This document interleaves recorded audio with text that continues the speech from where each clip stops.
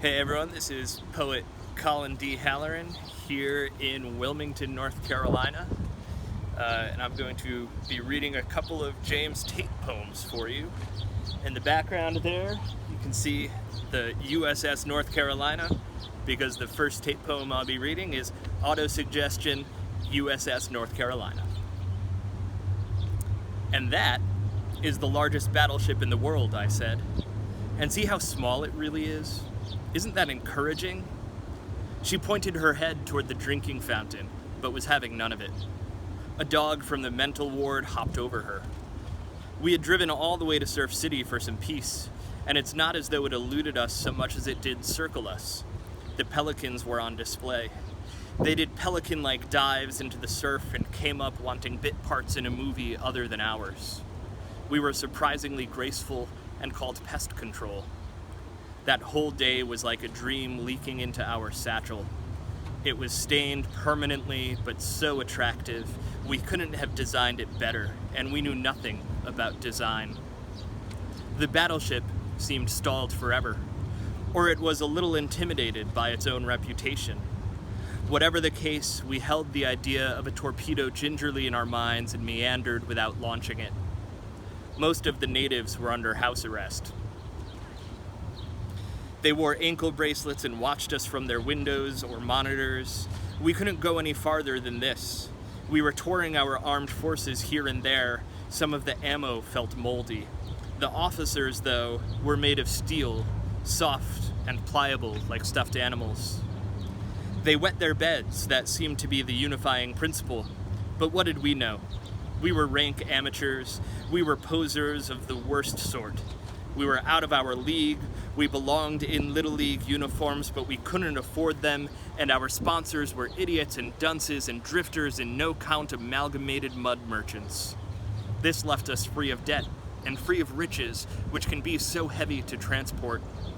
We were airy and free and broke and lost, figure skaters or triggerfish, whatever. And whenever one of the ships felt like sinking, we just picked up magazines and pretended to read about something else, like a migraine headache discovered still pounding inside a 10,000-year-old snowman holding up the North Pole. Incredible, we'd say. And who could believe in that? 35,000 tons of history going, so long. Next, we are going to visit planets of the solar system, like Burma and Senegal. But the Department of Housing and Urban Development says there is a heartache and neuralgia starting to blossom there, but also hydroponics is being discovered. We have decided to travel by hydroplane, though sadly, there is no water anywhere as yet.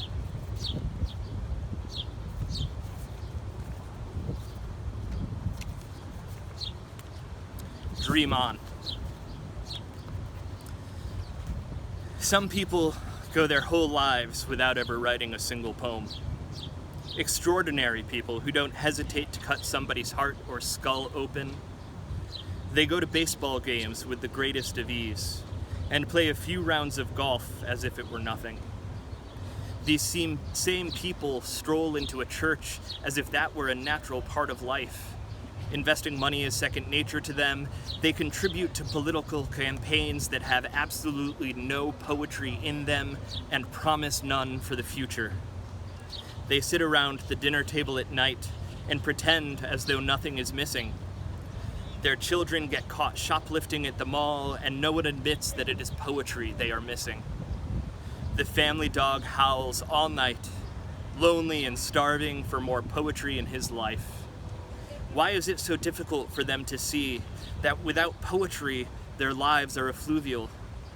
Sure, they have their banquets, their celebrations, croquet, fox hunts, their seashores and sunsets, their cocktails on the balcony, dog races, and all that kissing and hugging, and don't forget the good deeds, the charity work, nursing the baby squirrels all through the night, filling the bird feeders all winter, helping the stranger change her tire.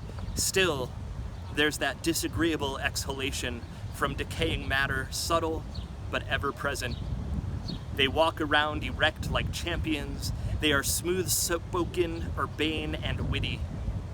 When alone, rare occasion, they stare into the mirror for hours bewildered. There was something they meant to say, but didn't.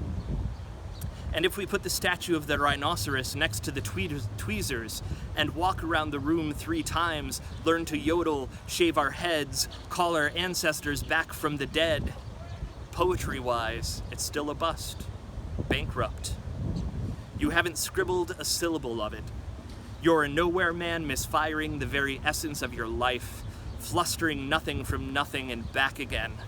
The hereafter may not last all that long, radiant childhood's sweetheart, secret code of everlasting joy and sorrow, fanciful pen strokes beneath the eyelids, all day, all night meditation, not of hope, kernel of desire, pure ordinariness of life, seeking through poetry, a benediction, or a bed to lie down on, to connect, reveal, explore, to imbue meaning on the day's extravagant labor, and yet it's cruel to expect too much.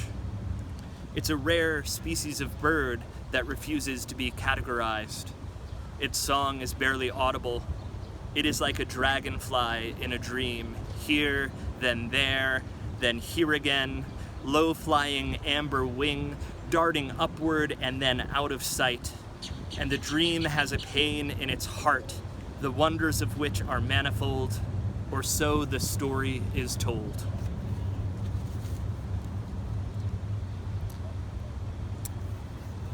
And I'm going to finish with one of my own poems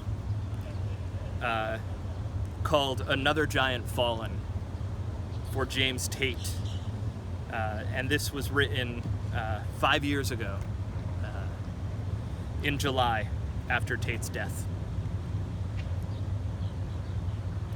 Another Giant Fallin. I met James Tate in an art gallery, though neither of us was there for the art, or the popcorn or beer or the cheap wine served in fancy plastic cups, fancier at least than the plastic cups you used in college. These were clear, hard enough to crack if dropped or held too hard, the kind your grandmother served lemonade in after church. We were there for poetry, which is to say we were not there at all, or that we were there for the world, for my sunrise mountains of Kalagoosh or Tate's private Tasmania, my delicately hung corpses of Terran Cot, his Quabian reservoir. His voice was like gravel that tried filling potholes in neglected parking lots out back, kicking out with every tire or hint of tires, leaving emptiness and a trail of memory, what was. But his gravel filled the emptiness of this gallery, the emptiness of our memories, filling them anew, making us think of the world, of his late-in-life Connecticut River, or the Connecticut rivers of my youth. We couldn't know how much memory he'd fill that night, more than the gallery had of art, or popcorn, or beer, or wine in your grandmother's cups.